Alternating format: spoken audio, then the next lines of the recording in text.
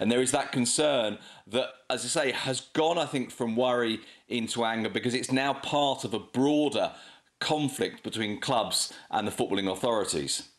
Although there's a massive hypocrisy within that, isn't there, Sid, in that Real Madrid quite happily will tour the world and go to Saudi Arabia for the Spanish Super Cup as well to take the money. So it's not as if the Real Madrid club had the opportunity to rest the players, they would necessarily do that.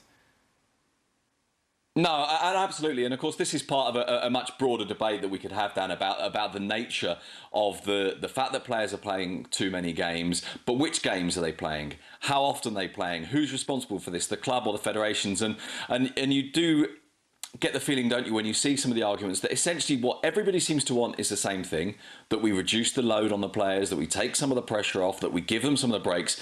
But everybody wants it to be someone else who does that. So it's reduce your games, but not mine. Reduce your responsibility, but not mine. And obviously the clubs, there is one big difference, I suppose, and it's a difference that I must confess I'm slightly uneasy about, because I don't particularly like this argument, but I understand it, which is the argument that says these are assets, and it's clubs that pay the wages of these players. And so it's clubs that should have more power over what happens to the players. But of course, there's the players' interest in this, there's the federation's interest, there's the club's own interest. And actually, at times, those do coincide with players playing international football, because it's good for their brand, it's good for their image and so on. But yeah, there is that kind of conflict. And as you say, that hypocrisy at the heart of it, which is that everybody wants the players to keep on playing, including sometimes the players themselves, except when it's someone else's games. And that's where part of the problem lies. And actually, I must say, that's one of the reasons why I'm quite pessimistic about there being a genuine solution found to all of this, because fundamentally the response is always, well, he can stop playing for you then. It's never he can stop playing for me.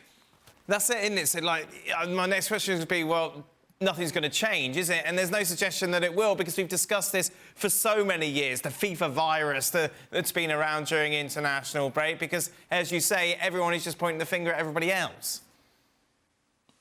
Yeah, and I must admit, you know, you've used the phrase there, the FIFA virus, and it's one that's very much a recurring theme, as you know, in Spain, and it's constantly talked about. And I must admit, it sticks in the throat a little bit for me, that there's this idea that it's the FIFA virus and that's to blame. Well, Courtois got injured and it was nothing to do with the FIFA virus, and Eder Militao got injured and it was nothing to do with the FIFA virus, and Jude Bellingham's shoulder injury came before the international break and he missed 2 England games because of it. And I think there is this sort of tendency to say, well, all of the physical problems are because of the national teams, when of course they're not. Now, there does need to be some kind of solution found, and actually we've looked at this, for example, and you look at the World Cup qualifying in Europe is going to be shorter next time round, and yet at the same time, of course, the Nations League will be grown. There's a Club World Cup coming up. Everybody seems to want more and more all the time, and then when someone else takes their player for a while and that player then gets injured, everyone says, well, why are we playing so much? Well, because we all are. And one of the examples, and I don't really want to load this on too heavily at this point, because of course we're talking about Real Madrid, but take Barcelona as an example. So of course now there's a lot of anger, and I can understand it, and I think it's entirely natural that there's a lot of anger and a lot of frustration at the fact that Gavi played and got injured with the Spanish national team. To that point, Sid, Stevie was talking about it the last couple of days, in the fact that you've got people, youngsters coming through, who maybe haven't grown into their adult body yet. And as exciting as it is to see the likes of Pedri and Gavi and, of course, Lamine Yamal coming through, is there a sort of duty of care from Barcelona to make sure that they look after these players? I think there's a duty of care over all players, not just with Barcelona, and I would say not even just with young players, but of course with young players there's maybe more weight upon you to do that. Now, I must confess, I don't have the medical knowledge, the physiological knowledge to be able to judge this, and I think each case is probably slightly different.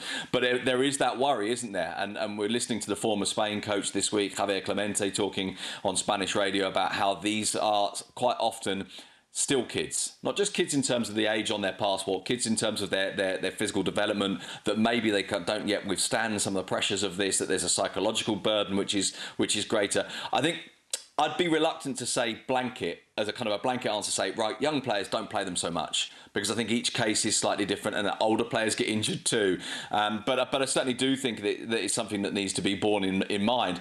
But as I say, I would expand that beyond just young players and say that all players need this protection. And perhaps at some point, this is where FIFPro will get involved, and maybe at some point it's where players get involved and say, OK, we have to stop. And then, you know, of course, Dan, when that happens, the counter-argument from people will be, well, earn a bit less money then. Yep, indeed. Like you, Sid. That's where you cut down on your articles. Where are you going to be this weekend for La Liga, Sid?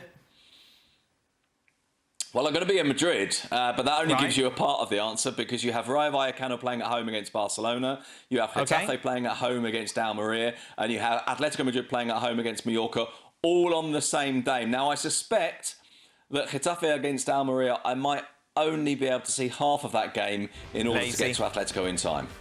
Lazy, Sid. No, you could do it. Look, Rayo's at 7:30, Getafe's at 12:30.